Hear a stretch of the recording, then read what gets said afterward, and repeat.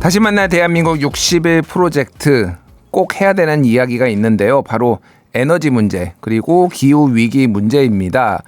이 문제가 시줄과 날줄처럼 굉장히 얽혀있는 문제고 국제정세, 고용 문제 등등 뭐 굉장히 많은 문제가 얽혀 있어서 쉽게 해결하기는 한 번에 한 단칼에 해결하기는 쉽지 않지만 오늘 전문가 모시고 이 얘기 나눠보도록 하겠습니다. 석광훈 에너지 전환 포럼 전문위원 나오셨습니다. 안녕하세요, 위원님. 예, 안녕하세요. 예, 오랜만에 예전에 한번 에너지 문제 다른 방송에서 제가 모시고 한 적이 있었는데 굉장히 오랜만에 뵙습니다. 네, 예, 진짜 오랜만에 뵙습니다. 예. 요 얘기부터 할게요. 지금 유럽 얘기 먼저 좀 여쭤볼게요. 지난달 말쯤에 스페인에서 이제 대규모 정전 사태가 있었습니다. 포르투갈 그리고 프랑스 남부에서도 이제 뭐 전체적으로 정전 사태가 있어가지고 여러 이제 유럽에서도 뭐 이거에 대해서 많은 보도들이 있었고 국내 언론도 보도들이 있었는데 이 탈원전 뭐 얘기까지 좀 많이 나오더라고요. 일단 이 정전이 유럽에서 일어난 배경에 대해서 좀 설명해 주시겠어요? 네. 사실 뭐 대정전은 과거에 재생에너지가 하나도 없던 이제 과거에도 1990년대에도 2000년대에도 여러 차례 있었는데요. 네. 스페인은 조금 취약했던 게 이제 그 대륙하고 스페인하고 대륙 사이에 그러니까 프랑스 사이에는 이제 피레네 산맥이라는 3,000m 높이의 이제 거대한 산맥이 있습니다. 그러다 보니까 이제 다른 국가들과 다르게 이제 송전 연계가 조금 굉장히 좀 취약한 편입니다.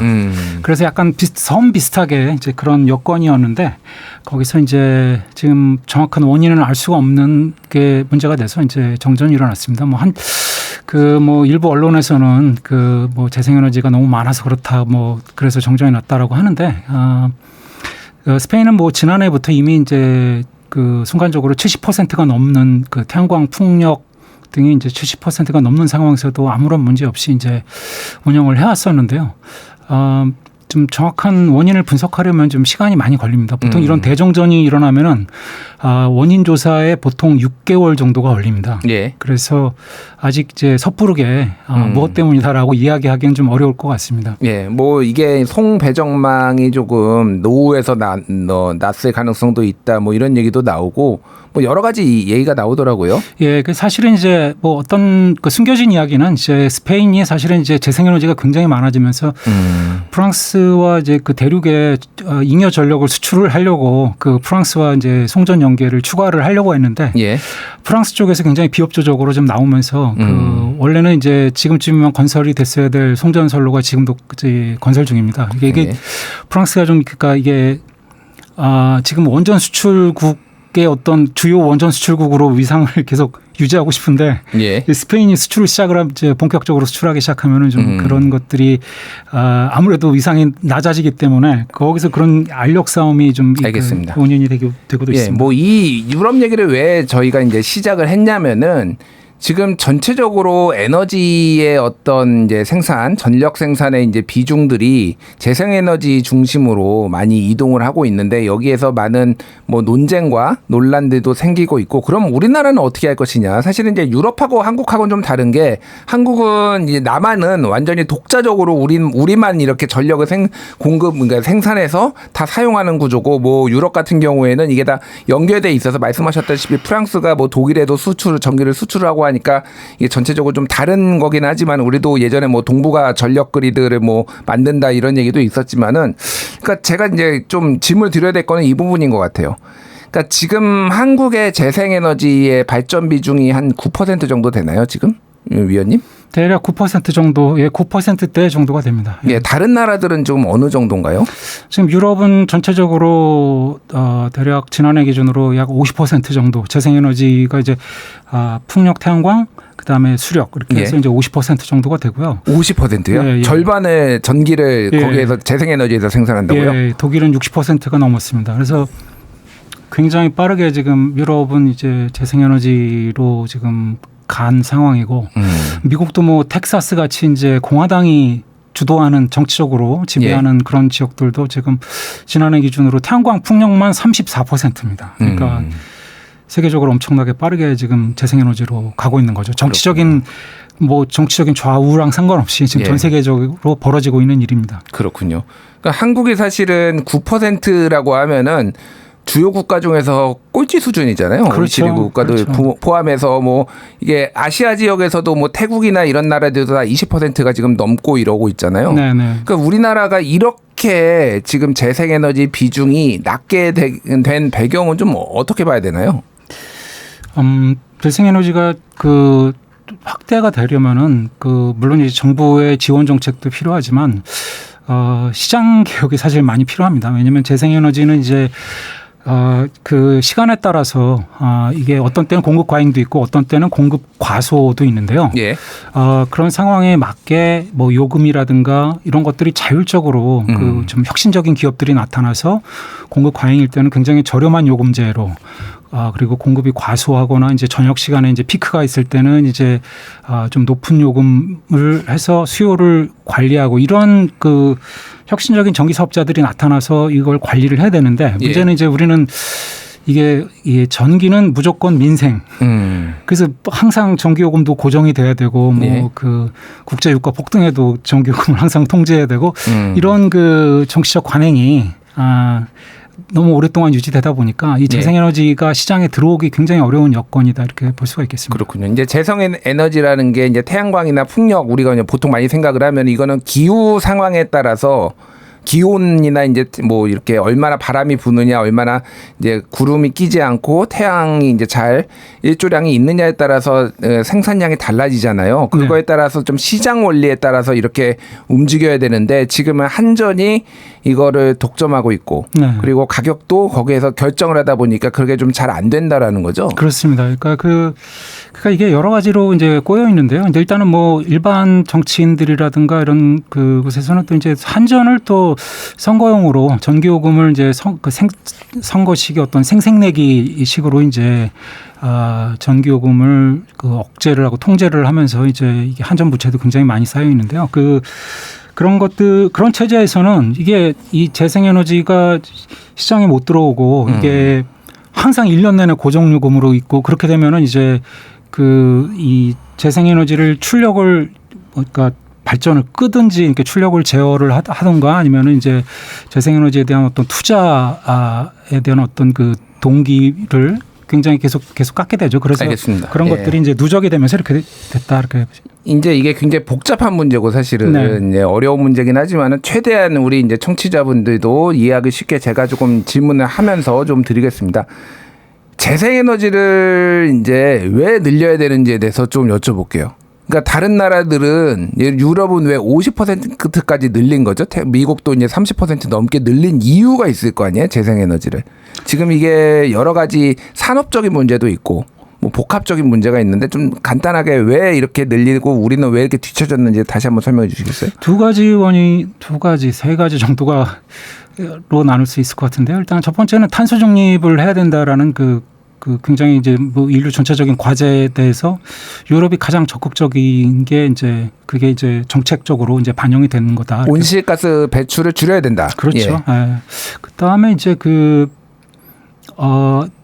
태양광 풍력 그 다음에 배터리의 단가가 지난 20-30년간 엄청나게 그 가격이 이제 인하가 되면서 그 효과로 이제 이게 이제 태양광이 지금 사실은 전 대륙에서 가장 저렴한 에너지가 됐거든요. 지난해 처음으로.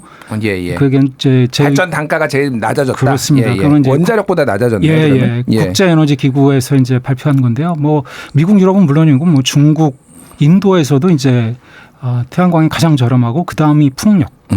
원전은 뭐 한 1.5배 정도 더 비쌉니다. 태양광이나 풍력보다. 그래서 그 경제성에서 굉장히 지금 태양광과 풍력이 좀 앞서가면서 이제 그게 본궤도에 지금 풍력과 태양광 성장이 본궤도에 오른 것도 있고요, 기술적으로. 그 다음에 마지막으로는 이제 아까 말씀드렸던 것처럼 그 전력 시장이 이제 경쟁 체제로 가면서 이제 사실은 이제 기존에 이제 독점 전력 산업을 하던 그 기업들은 이게 일종의 좀 기존의 관성 때문에 예를 들면 원전, 석탄, 가스 발전소 같이 그런 전통 발전기와 이해관계가 굉장히 강하게 이제 연계가 돼 있어서 사실은 여기서 새로운 기술을 로 가기가 어렵습니다. 그래서 예. 사실은 유럽이나 미국이나 다 그래서 경쟁을 도입을 한 이유가 새로운 기술로 가기 위해서는 이제 이게 경쟁을 도입하지 않으면은 예. 독점 체제에서는 이게 기술 변화가 일어날 수가 없다. 그래서 이제 시장 개혁을 한 건데요. 그래서 이제 경쟁 체제로 가는데 둘 다 그리고 사실상 OECD에서 한국과 멕시코 빼고는 모두가 경쟁 체제로 가 있습니다. 그래서 그런 것들이 이제 복합 작용을 일으키면서 알겠습니다. 재생에너지로 좀 가고 있다 이렇게 볼 수가 있겠습니다. 그 윤석열 정부에서 이제 투트랙으로 원전을 늘리고 또 재생에너지도 늘리겠다 이런 식으로 얘기를 했는데 사실상 재생에너지가 윤석열 정부 3년간 늘어난 비율은 굉장히 미미하고 태양광에 대한 어떤 반중국 정서 뭐 이런 것들도 좀 있었던 것 같아요. 이게 중국만 배부르게 한다 뭐 이런 것도 있고 문재인 정부 때 태양광을 좀 급격하게 늘리는 것에 대해서 반발로 그래서 원전을 조금 많이 늘렸는데 이게 그 우리 청취자분들도 그렇고 되게 궁금해하는 게 그런 것 같아요.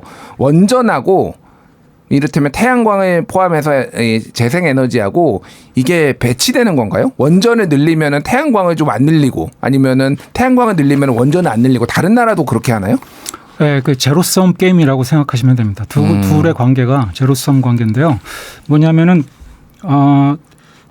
재생에너지나 원전이나 둘 다 출력을 인간의 의지에 의해서 수시로 출력을 조절하기가 어려운 기술입니다.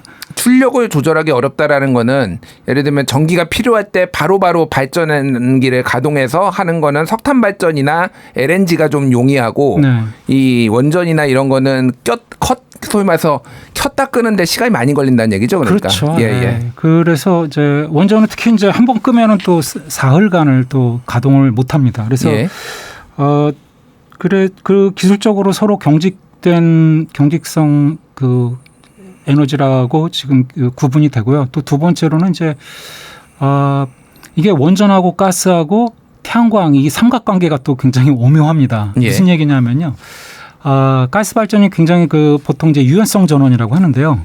지금 이 시간에도 사실은 수요가 매 순간 조금씩 계속 변동을 하는데 이걸 수요 공급 균형을 계속 잡아주는 게 인간이 잡아주는 게 아니라 예. 사실은 가스발전기 상당 부분을 가스발전기가 이제 자동으로 사실은 이거를 균형을 맞춰줍니다. 예. 그래서 과거에는 이제 원전이 사실은 이제 그래서 가스발전기가 굉장히 많이 필요한데요. 왜냐하면 원전이 불시정지를 하게 되면은 1년에 보통 원전 불시정지가 우리나라에서는 최근에 한 5년 1년에 5번 정도가 일어납니다. 예. 그럼 그 불시정지가 일어나게 되면 이제 원전은 특히 이제 규모 이 용량도 크기 때문에 원전이 불시정지하는 사례를 보통 이제 라지스트 컨텐전시 또는 이제 하여튼 그 최대 비상 상황으로 그 전력 당국은 이제 이거를 관리를 하는데요. 예. 평상시에는 그거를 가스발전기가 한 100기가 넘는 가스발전기가 이게 가동 중에 이게 만약에 이제 원전이 불시정지하면 그 순간적으로 이 불균형을 해소를 해주는데 문제는 태양광이 나타나면서 태양광이 이제 성장을 하면서 이제 가스발전기의 가동량을 줄이는 겁니다. 그러니까 뭐냐면은 전력시장은 이제 연료비를 중심으로 해서 이제 소위 말하는 이제 경제급전 원칙에 의해서 예. 연료비 순서에 따라서 전력이 먼저 공급이 됩니다. 근데 이제 태양광이 등장을 하게 되면 가스발전기를 줄여야 돼요. 예. 그럼 가스발전기의 가동량이 줄어들게 되면은 원전이 불시정지했을 때 그 불균형을 순간적으로 메꿔줄 전력이 부족해지게 됩니다. 그래서 지금 전력 당국이 어떤 일을 하냐면은 우리나라도 벌써 지금 봄철이면 지금도 그렇게 하고 있습니다. 그 주말마다 원전의 출력을 20%씩 줄여갖고 줄이죠. 예, 예, 줄여서 이제 이게 불시정지를 하더라도 정전이 안 일어나게끔. 예. 왜냐하면 그 총 출력으로 그 전격 출력으로 운전하다 불시정지하면은 이제 그걸 메꿔줄 가스발전기가 부족하니까 그만큼을 이제 줄여서 운전해서 아예 그냥 그 불시정지에도 이게 정전이 안 일어나게끔 하는 예방 조치인데요. 근데 이제 이게 시간이 가면 갈수록 이제 태양광이 성장을 하게 되면은 이제는 이제 주말뿐만 아니라 평일에도 이제 원전을 출력 감발해야 되고 출력 감발도 굉장히 많이 해야 됩니다. 그리고 예. 사실은 태양광도 출력을 줄여야 됩니다. 그래서 예. 그래서 사실은 지금 이걸 둘 다를 추진을 하게 되면은 외나무 다리에 놓고 누가 먼저 떨어지냐라고 이렇게 대결을 시키는 거나 마찬가지입니다. 그러면은 알겠습니다. 네. 시간이 많지 않아서 위원님이 보시기엔 그러면 어쨌든 지금 우리나라가 원전이 전체 발전비 중에 한 25%에서 뭐 많으면은 30% 정도 이제 왔다 갔다 하고 있고 태양광은 지금 뭐 재생에너지가 이제 9% 요 정도가 되고 있는데 지금 전체적으로 우리나라가 지금 재생에너지를 늘려야 되는 상황인 거죠? 현재는. 그렇죠. 지금 당장 기업들이 지금 이제 트럼프가 미국의 대통령이 트럼프로 바뀌었지만 여전히 RE100이라는 그 이니셔티브는 예. 다 민간 글로벌 기업들이 하는 겁니다. 그리고 그 여전히 유효합니다. 그거를 못 지키면은 여전히 국내 기업들이 수출을 못 합니다. 그래서 그걸 그러니까 재생에너지 RE100이 재생에너지 100%를 얘기하는 그렇죠. 거죠. 그러니까. 예. 그래서 최소한 이제 그 2030년까지 얼마를 줄이겠다. 얼마를 재생에너지로 전력을 공급하겠다. 그다음에 RE100은 그럼 언제까지 할 거냐. 이러고 이 계획을 쫙 내놓고 그리고 그 이행 계획까지 제시를 해야 됩니다. 그런데 우리나라 기업들은 지금 2030년에도 과연 뭐 RE 뭐 100은 못한다 하더라도 뭐 30이라도 할 수 있느냐? 예. 지금 상태라면은 30%도 못한다라는 거죠. 그래서 알겠습니다. 지금 우려가 큽니다. 그러니까 지금 유럽에서는 탄소 국경세라고 불리우는 그것도 있죠. 예, 그것도 있고 미국에서도 지금 비슷한 거를 지금 도입을 하려고 한다라는 얘기들이 있고 그러니까 결국은 지금 재생에너지 비주를 우리나라가 파격적으로 올리지 않으면 국내에 있는 공장들이 RE100을 달성을 못하면은 해외로 이전을 해야 되는 상황이 올 수도 있다. 뭐 이런 얘기까지 나오는데 그거는 좀 어떻게 보십니까? 아니 이미 그 사실 굉장히 많이 이전을 하고 있습니다. 우리나라 태양광 기업들도 이전을 이미 했고 예. 미국으로 그다음에 뭐 수많은 배터리 업체, 전기차 뭐 지금 다 미국으로 가 있는 상황입니다. 그래서 지금 남아 있는 기업들이라도 예. 해외 이전을 막으려면은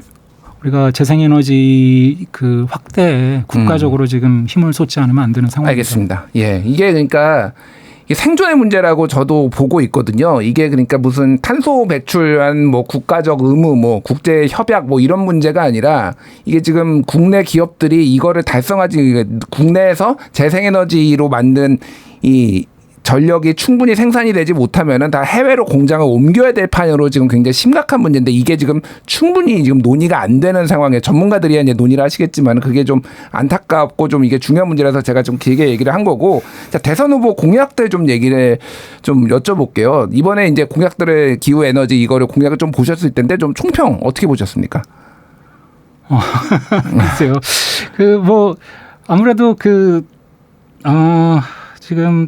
일단 지금 그 여당인 그 국민의힘이라든가 예, 뭐 여야 개념은 지금 없어지긴 했습니다. 어쨌든 맞습니다. 구 여권의 국민의힘 맞습니다. 예예예. 전반적으로 좀 준비가 많이 안 됐고 그냥 원전 아니면 그 할 이야기가 없는 그 정당들이 지금 눈에 두 개의 정당이 지금 그냥 원전 그 빼고는 나머지 대체 무슨 에너지 정책을 갖고 있는지 이제 좀 의심이 많이 되고요. 그다음에 뭐 민주당 같은 경우는 이제 그 재생에너지 확대라든가 이런 것들이 조금 더 구체적으로 나와 있고 그런데 좀 그 이행을 하는데 과연 이제 어떻게 할 것이냐 뭐 좀 과거보다 많이 이제 진전된 것은 역시 이제 그 예를 들면은 수도권에서 지방으로 그 이제 지방에서 지금 재생에너지가 사실은 굉장히 많은데 네. 재생 예를 들면 호남이라든가 충남이라든가 제주라든가 뭐 이런 곳이 지금 태양광이 가장 많은 곳인데 이제 그 산업체들이 지금 수도권에서만 지금 공장을 짓지 말고 좀 재생에너지가 많은 지역으로 가서 좀 RE100도 이행을 하고 그렇게 할 수 있도록 예. 거기에 맞는 유인을 주기 위해서 예를 들면 전기요금을 지역별로 차등화시키겠다. 뭐 이런 공약들은 이제 과거보다 뭐 훨씬 이제 진보된 공약이라고 생각을 합니다. 예, 알겠습니다. 그러니까 지금 최근에 이제 박영선 전 중소기업벤처부 장관 모시고도 AI 산업에 대해서 얘기를 했는데 AI 산업을 육성하기 위해서도 지금 충분한 전기 공급이 핵심인데 데이터 센터나 뭐 이런 것들 워낙 전기를 많이 먹으니까 이거를 지금 어디다 둘 것이냐 뭐 이런 거 가지고도 대선 후보들끼리 좀 논쟁도 있고 그랬는데 그건 좀 어떻게 보셨습니까?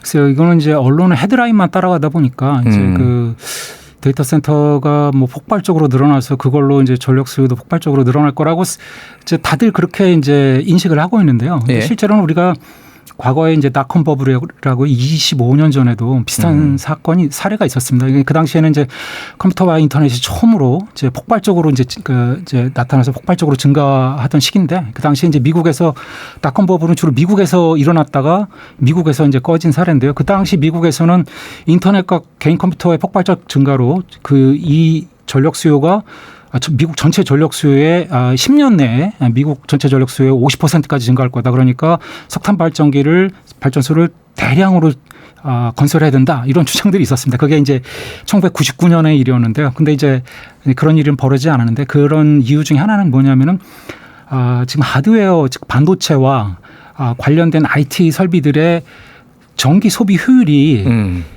굉장히 빠르게 이제 개선이 됩니다. 개선이 된다. 예, 쿠미의 법칙이라는 게 있습니다. 무어의 법칙의 사촌 법칙이라고 생각하시면 되는데요. 2년마다 반도체는 2년마다 전산 처리량당 전력 소비량의 절반으로 줄어듭니다. 사실 그 지난해 개인 컴퓨터 전 세계 개인 컴퓨터가 약 한 4억 대 이상 팔렸습니다. 예. 그 3년이면 12억 대가 팔린 건데요. 그러면 사실은 이게 근데 그렇게 엄청난 양의 이 컴퓨터가 팔렸는데도 그것 때문에 정전이 일어나는 일은 없습니다. 아무도 그게 그만큼 팔렸다라는 걸 느끼지 못할 정도로 전력 부분에 그 주는 영향은 미미한데요. 예. 그 이유는 다 결과적으로 반도체에서 지속적인 효율 개선이 있었고요. 또 하나는 지금 AI 자체도 소프트웨어에서 효율을 개선을 함으로써 이제 뭐 예를 들면 데이터 처리에서 이제 필요한 질문에 국한된 그러니까 질문에 관련된 데이터셋만 따로 처리를 해서 전력 소비 효율을 최소화시키는 예. 그런 AI가 지금 그 딥시크라는 게 이제 그 딥시크의 장점이 그거거든요. 그래서 그래서 하드웨어와 소프트웨어 양쪽에서 효율 개선 속도가 지금 전력 부문에서 생각하는 것보다 훨씬 더 빠르게 개선이 되기 때문에 알겠습니다. 실제로는 이제 전력이 모자란 일은 없다. 예, 그러니까 데이터 센터를 이제 전기가 많이 필요한 거는 맞지만은 그만큼 또 하드웨어적으로나 소프트웨어적으로 개선이 이루어지기 때문에 너무 과도한 공표를 가질 필요는 없다. 네, 그렇습니다. 예. 하지만 어쨌든 전기가 생산되는 지역에 거기에서 바로 이런 것들이 있어서 대규모의 송배정망 시설을 설치를 안 하고 하는 거는 좀 바람직한 거잖아요. 그러니까. 그렇죠. 그러니까 지금 근데 이제 데이터 센터 업체들은 이게 그 소비자들이 많은 지역 근처에 가야지 이게 데이터에 지연이 없고 빨리 이제 이게 전송이 된다. 데이터 전송이 된다. 그 데이터라는 게 그렇게 느린가요? 여기 그런 이유로 충청도나 전라도로 가면은 그렇게 느려지나요, 그게? 뭐 약간 아주 뭐 밀리세컨드 단위로 이제 좀 지연이 될 수 있는데요. 근데 이제 만약에 우리가 지역을 이제 이렇게 분산 전원이라든가 우리가 지역 차동화를 통해서 지역 거점 도시별로 우리가 이제 그 주요 산업을 유치를 하게 한다면은 자연스럽게 인구도 늘어나게 되고 그래서 그리고 또 이제 이런 그 데이터 센터도 지역별로 좀 우리가 좀 분산 배치를 하게 된다면 당연히 서로 윈윈하는 관계로 발전하지 않을까 생각이 됩니다. 더불어민주당 이재명 후보의 대표적인 에너지 공약인 에너지 고속도로 얘기를 좀 여쭤봐야 될 것 같은데요. 2030년까지 해상풍력 중심으로 서해안에 에너지 고속도로를 만들고 2040년까지는 영호남과 동해안까지 연결해 U자형 에너지 고속도로 건설을 하겠다라는 건데 이거는 좀 어떻게 보십니까? 조금 이게 약간 상징성을 좀 너무 강조한 좀 약간 아직 그 세부적으로 검토되지 않은 정책이라고 생각이 됩니다. 이제 한전도 뭐 그냥 사적인 자리에서는 그런 이야기들을 할 수 있는데 지금 이거를 정말 정책적으로 이거를 검증하고 이렇게 하려면 좀 아직 먼 이야기고요. 당장 서남 해안에 해저 HVDC로 건설하는 것조차도 한전도 그거는 자신 없어 하고 그다음에 그 비용이라든가 그리고 이거를 HVDC를 수도권으로 다시 또 연결을 하려면은 이게 다시 수도권 집중형 전력 체계로 또 가지 않겠습니까? 한편으로는 이제 지역별 차등 요금제를 통해서 전력 수요를 지방으로 분산을 하겠다라는 게 이제 이재명 그 후보의 중요한 정책인데요. 이걸 다시 또 송전선을 또 새로 이제 서남해안에서 수도권으로 또 연결해서 수도권에 전력을 공급하겠다라는 정책은 사실 그에 반하는 정책입니다. 그래서 물리적으로 우리가 수도권으로 이제 수도권이 지금 이 경제나 인구만 지금 그 한계에 도달한 게 밀집 과밀 상황이 한계만 그 경제나 인구뿐만 아니라 송전선로도 지금 과밀 상태입니다. 기술적으로 굉장히 한계에 도달했는데 이런 물리적인 한계를 좀 이제 더 이상은 이제 또 다른 이제 토목공사식으로 이제 해결하려고 하기보다는 소프트웨어의 혁신을 통해서 물리적 제약을 좀 돌파하는 그런 더 혁신적인 정책이 좀 필요하지 않은가 생각이 됩니다. 알겠습니다. 시간이 다 돼서 요거 하나만 좀 여쭤봐야 될 것 같아요. 이게 이제 굉장히 복잡한 문제고 이게 여러 가지 산업들이 다 얽혀 있는 문제기도 하고 이게 또 외교 문제하고도 좀 영향이 있는 것 같은데 어쨌든 차기 정부가 당장 시행해야 될 에너지 기후 정책 그리고 장기적으로 어떤 식으로 좀 해야 되는지 좀 정리해서 말씀해 주시죠. 짧게. 너무, 예. 너무 그 큰 주제인데요. 짧게 이거 시간이 많지 않아서 짧게 해주셔야 됩니다. 예. 우리가 한편으로는 이제 기후 적응이 일단은 필요할 것 같고요. 기후 적응을 위해서 지금 이제 뭐 해양 분야나 농업, 산림 이런 부분에 대해서 지금 기후 적응을 위한 어떤 컨트롤 타워가 사실 필요한데 그게 이번에 그 모든 후보들이 그 정책이 좀 빠져 있는 것 같고요. 예. 다음에 이제 그 탄소 감축을 위해서 뭐 기후 에너지부를 만들겠다고 하는데 뭐 그거 자체는 충분히 의미 있다고 생각합니다. 근데 이제 더 중요한 거는 에너지가 실제 거래되는 그 시장, 전력 시장이라든가 가스 시장을 원가대로 일단은 이게 거래될 수 있게 시장을 개혁을 하는 게 일단 탄소 중립을 가기 위한 전제 조건이고 이게 그 전에 해결해야 될 숙제입니다. 그래서 예. 그런 내용 없이 그냥 단순하게 부처에서 이 부서 떼갖고 저 부서에 붙이고 뭐 이런 식의 그 의도였다면은 그거는 저는 좀 내용이 없는 그냥 그 형식적인 제스처로 그냥 끝날 가능성이 좀 높다. 그래서 내용을 좀 더 내실을 기하는 정책이 추가적으로 대선 후에 진행이 됐으면 좋겠다. 이렇게 생각을 합니다. 네, 알겠습니다. 이게 워낙 방대한 내용이라서 오늘 좀 다 정리가 안 됐을 수도 있는데 추후에 저희가 다시 한번 자리를 마련해 보도록 하겠습니다. 지금까지 석광훈 에너지 전환 포럼 전문위원과 함께 이야기 나눠봤습니다. 위원님 감사합니다. 네, 감사합니다.